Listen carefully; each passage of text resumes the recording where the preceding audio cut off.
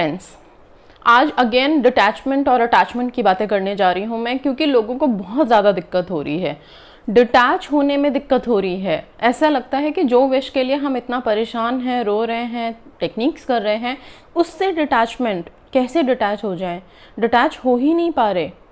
But क्या है, is attachment very helpful या डिटैचमेंट? अटैच होकर के आपको आपकी विश मिलेगी या डिटैच होकर मिलेगी? सी, अटैचमेंट में क्या होता है, अटैचमेंट तो है ही, ऑलवेज है आपकी विश के साथ। आप अपनी विश को मैनिफेस्ट करने में लगे हुए हो, तो उसके लिए सोचना, उसके लिए कोई टेक्निक्स करना, यही अटैचमेंट है। उसमें सारे इमोशंस डालना, यही अटैचमेंट है। तो आप तो 24/7 आप अटैच्ड हो अपने विश के साथ। ऐसा है ही नहीं कि आपने उसको एक पल के लिए भी छोड़ा है, भूले हो या कुछ भी, राइट? डिटैचमेंट क्या होता है? डिटैचमेंट होता है अपनी विश या जो भी सिचुएशंस हैं उसके बिल्कुल अपोजिट होना। अपोजिट मतलब पॉजिटिव होना, ठीक है? डिटैच होने का मतलब क्या है कि अभी विश के लिए सारे टेक्निक्स लगा दिए, सब कर दिया, अब क्या है, उसको लेके उसके लिए जो पेन है हमारे दिल में, पेन क्यों है? क्योंकि वो हमारे पास नहीं है, तभी तो वो विश बनी है कि हमें वो मिल जाए, राइट? अब उस विश के लिए हम एक तरह से अंदर से दुखी भी हैं, कहीं ना कहीं मन में है कि वो है नहीं हमारे पास अभी तक हमें कॉल नहीं आई है, अभी तक हमारा रिलेशनशिप हील नहीं हुआ है, अभी तक जॉब नहीं मिली है, या अभी तक हेल्थ अच्छा नहीं हुआ है। तो जो भी विश है, जिस भी चीज़ को लेकर के विश है, वो विश अभी फुलफिल नहीं हुई, तो वो जो खालीपन है वो है हमारे दिल में, राइट? और वही खालीपन तो दुख है, वही खालीपन का तो हमें की तकलीफ है हमें। जब वो जगह भर जाएगी तो सब फिर हैप्पी है। लेकिन उसी को भरने के लिए आपको वहां से डिटैच, इसीलिए बोलते हैं कि अपनी विश से डिटैच हो जाइए। डिटैचमेंट का मतलब है कि आपको अब ये बोलना है कि सब ठीक है, कोई बात नहीं, मैंने अपना काम कर दिया, ओके, मैंने यूनिवर्स पे पूरा ट्रस्ट कर लिया, मैंने अपना पूरा 100% दे दिया है, अब मेरी विश मैनिफेस्ट हो ही जाएगी, राइट?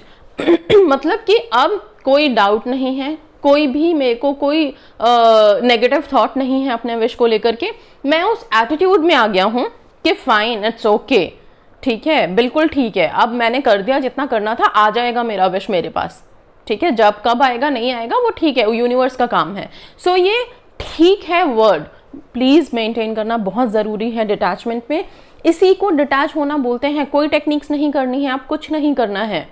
आप सोचो, कोई अगर अपने एग्जाम्स के लिए अपेयर हो रहा है, आपके फैमिली मेंबर में कोई छोटा बच्चा है, कोई है जिसने अपना एग्जाम लिखा है और अनफॉर्चुनेटली वो फेल हो गया एग्जाम में, उसको एग्जाम में उतना अच्छा रिजल्ट नहीं मिला, ठीक है?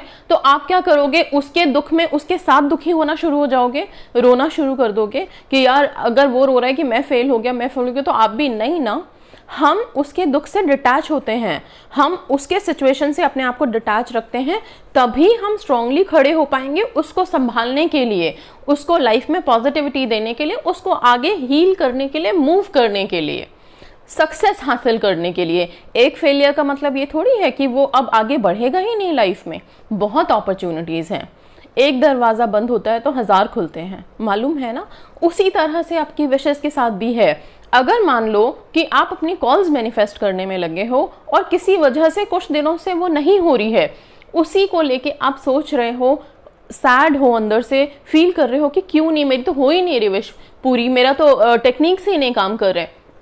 आप उस चीज़ से एक बार डिटैच होके देखिए। जहां आप डिटैच हो गए, आपने बोला ठीक है नहीं आई कॉल, मत आए, कोई बात नहीं, ठीक है, आगे का सोचना है मुझे। आप जैसे ही डिटैच हो गए, आपने क्या किया? एक पॉजिटिविटी भेज दी अपनी विश को, उसको 100% मैनिफेस्ट होना है।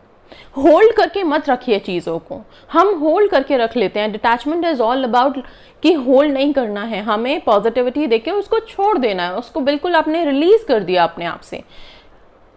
डिटैचमेंट का मतलब ये भी नहीं होता कि आप कॉल्स, मतलब जो भी अगर लाइफ पार्टनर्स की कॉल आ रहे हैं तो वो करना भी बंद कर देना है, या अपने विषय रिलेटेड और कोई चीज़, अगर आप जॉब करना चाहते हैं, इंटरव्यू कॉल्स कुछ आ रही हैं तो उसको आप बिल्कुल करना बंद कर देंगे, इस तरह का कुछ भी नहीं है, okay? Detachment is all about just giving positivity to your wish, just एक ऐसे एटीट्यूड में आना कि हाँ अब ठीक है, बिल्कुल I am okay with it और विदाउट इट, ठीक है? बस ये होता है डिटैचमेंट, इसको प्लीज अच्छे से समझिए। बल्कि जैसे ही 21 डेज टेक्निक कर लिए हैं आपने, अगर आप बीच में कोई नेगेटिव थॉट नहीं आए हैं, हल्का फुल्का इज ओके, उसको कैसे ठीक करना है उसके लिए मेडिटेशंस हैं, बहुत सारे टेक्निक्स हैं, राइट।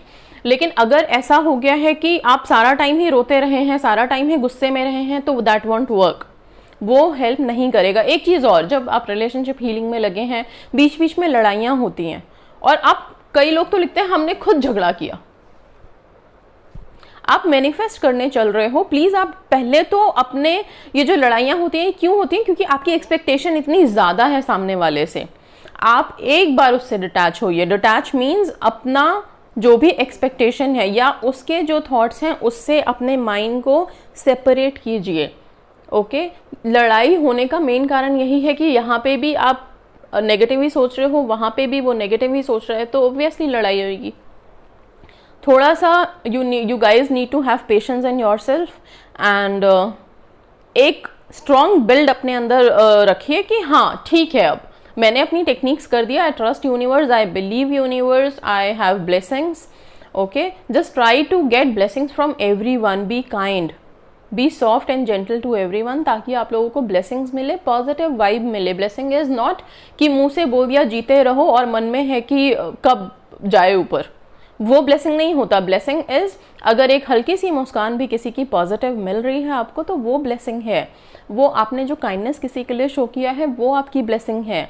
ओके, आप खुद के लिए कितने काइंड हो, वो आपकी ब्लेसिंग है। ये ब्लेसिंग आपको चाहिए, ठीक है। इस तरह से प्लीज़ आप लोग कीजिए and detach yourself, be calm in a positive mode. Negativity से डिटैच कीजिए अपने आप को प्लीज़, तभी आप मैनिफेस्ट कर पाएंगे एंड लाइफ में सक्सेसफुल एंड हैप्पी हो पाएंगे। So that's all guys, thank you so much, stay positive, stay